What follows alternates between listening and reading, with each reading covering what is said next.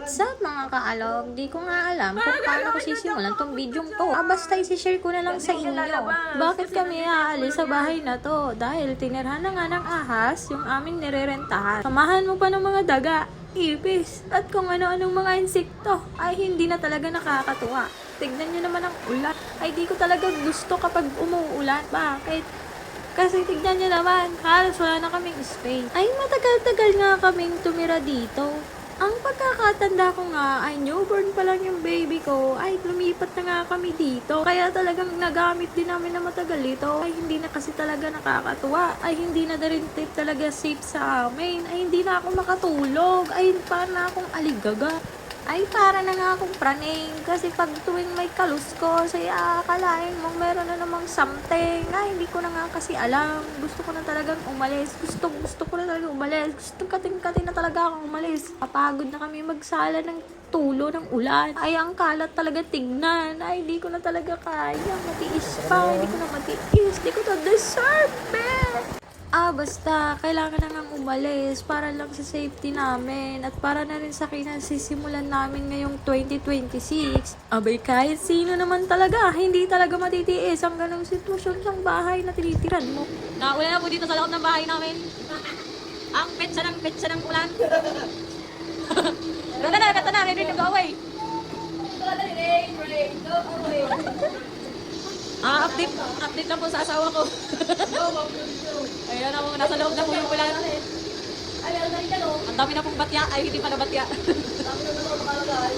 O, diba? Nakita ni mama. Ngayon mo lang nakita man, no? Ngayon natin ba ni mama na ulan?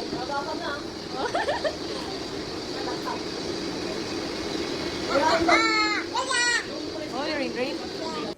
Ayun na nga guys, sa mga nagtatanong ng aming negosyo ay seasonal lang kasi itong negosyong to ay calendar to guys. Every year to, simula September hanggang January itong ginagawa itong production namin. Kung masisilip nyo nga ay ganyan talaga ang production ng printing area. Ay talaga namang makalat. Madaming ink, madaming papel, madaming kalat talaga. Ganyan talaga ang production. Pero guys, syempre, tiyaga-tiyaga muna sa umpisa. Ganun talaga guys. Actually, 5 years na yung aming negosyong pagka-calendar.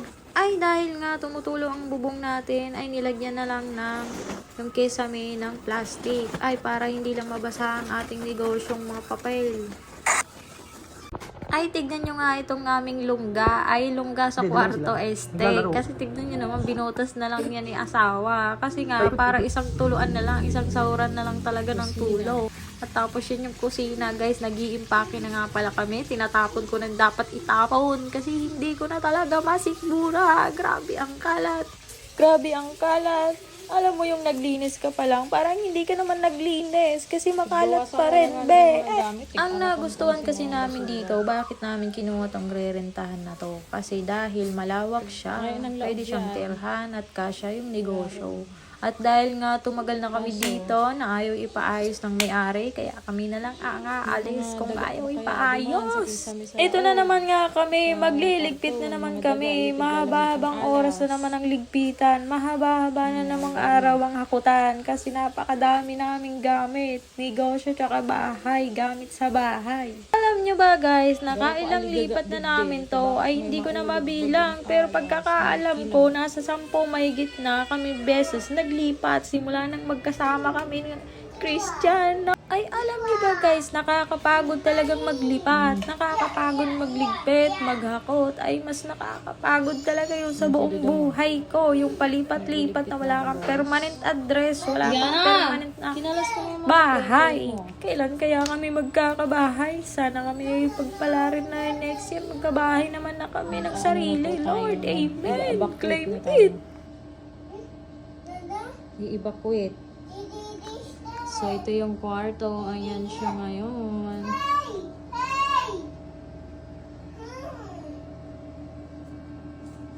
Ayan yung kwarto, yung CR, and double O.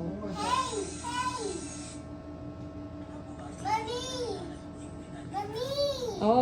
Ay, ito na nga guys, at nakapag-impake na, ready ng hakot-hakutin at unti-untiin tong mga gamit na aking niligpit. Pagod. Nagbawas na nga ako dyan ng gamit guys, pero parang ang dami-dami pa rin talaga. Di ko alam bakit sila dumami ng ganyan. Panay Shopee ka kasi, Jackie! At ito na nga guys, nagliligpit na nga itong dalawa kong kasama. Ayan na nga, parang kinakabahan na nga kami dyan. Ay baka may biglaan na lang may lumabas. Ay pero ay mabuti na lang talaga at walang lumabas na ahas. Ay mga daga, nagsisitakbuhan talaga habang naglilinis kami. Ay napakaingay talaga at ang dami na nila. Alam nyo ba guys na hindi nyo kami masisisi bakit pumapasok mga daga at ahas kasi yung likod na bahay na yan ay gubat at irrigation, daanan ng tubig. Tapos guys, yung bahay na yan na nirerentahan namin ay ang daming butas, ang daming madadaanan ng daga, at ang daming mga sulok-sulok. Yan mga nakikita nyo ay mga tela yan. Nagnegosyo kami dati ng tahian at perfume. Yan mga perfume yung mga laman niyang mga stock room yan. Ay ito na nga ni guys, ay nag-view na nga kami ng aming lilipatan. Ay ang ganda. Pagpasok ko palang bakla. Ay, ang ganda ng ambience. Pwede na talaga. 5,000 nga pala ang renta namin dito. Guys, 8,000 pagkasama gamit. Nga lang, ang dami na namin gamit. Kaya nga, pinuha na lang namin. 5,000 na lang. Pero guys, sa 5,000, maganda na ito. Wala nang aayusin.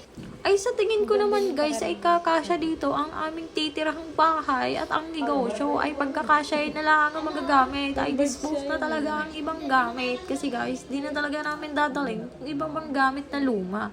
Kasi tignan na naman, ewan ko na lang talaga paano pagkakasyahin. Pero feeling ko kasya naman siya. Ay talaga naman guys, hindi na namin to pinakawalan. Kasi nga, pinag-aagawan daw to ng pag-post ni ate. Ay maraming nag-comment na naghahanap din ng bahay. At baka maunahan kami. Ay pwede na talaga to, pagtiyagaan na muna. Habang wala pa kaming bahay, at least magagamit namin to sa vlogging tsaka sa negosyo. At least nga, safe na kami. Hindi na kami nandun sa bahay na danger. Tignan nyo guys, ang lawak ng CR. Ang ganda, diba? Pwede ako dyan mag-affiliate ng mga pang-buhok at pang-face o pa. Basta guys, i-update ko na lang kayo sa house tour. Abangan nyo na lang yung house tour na gagawin namin. Pero hindi kagandahan guys, kasi kumurot-kurot lang kami. Ay, hindi na nga ako makapaghintay. Excited na talaga akong lumipat. Parang anytime gusto ko nang lumipat na dito na lang matulog. At para naman ako makatulog ng mahimbe. Ay, nakakatuwa nga at wala nang aayusin. Ay, full goods na talaga lahat. Guys, excited na ako.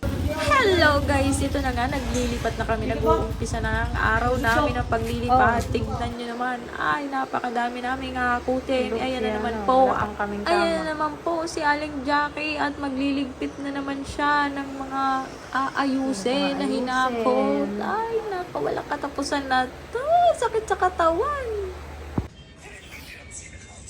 Hey guys! So for today's video nga pala guys, nakalipat na nga pala kami ng bahay.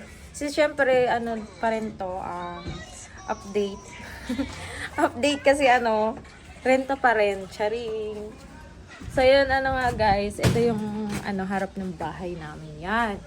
So makalat pa kasi nag-aano pa lang ako, nag-aayos pa lang ng gamit. Nakakapagod kasi ilang araw nag-impake, tapos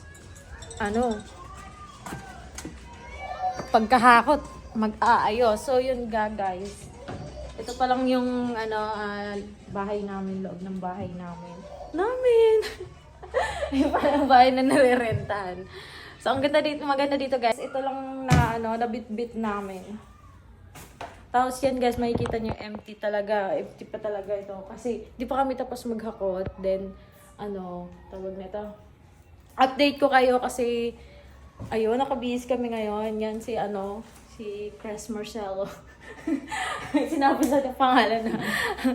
So yun guys, ang maganda kasi dito guys, sa nilipatan namin, hindi siya ganun kalawak sa kagaya ng pinanggalingan namin, pero safe siya. Kasi para kami nasa subdivisions. Yung mga katabi, mga gandang bahay. Tapos yun guys, yun, ang kalat, grabe kasi solo lang akong nag-aayos. Si daddy tagahakot lang. Ayan. So, update namin kayo guys. Nakabase kami ngayon kasi aalis kami. Bibili kami ng kurot-kurot na nga gamit. Kurot-kurot. Kurot-kurot muna. Basta kami na para din sa... Kasi, hindi namin dinala yung gamit na doon kasi luma na. Like yung sopa. Tapos yung cabinet na ano. Yung Jorobox natin, may wagang Jorobox namin na parang Makati pa yun. So yun guys, kalas-kalas pa yung ibang gamit. Then, ang ganda din ng CR dito kasi malawak. Guys, di ba? Naman CR. Kasi house tour ko kayo pagtapos na kasi ano pa talaga, para kami ditong bakasyonista. Bakasyonista kasi wala pang gamit, di ba? Pero pag nagbabakasyon kami, gamit na yun. So yun yung makakapagluto na si Aling Jackie. Alis kami, mga unbox kami ng mga gamit ng ilalabas namin. Update namin kayo Food cart guys. business. Yeah.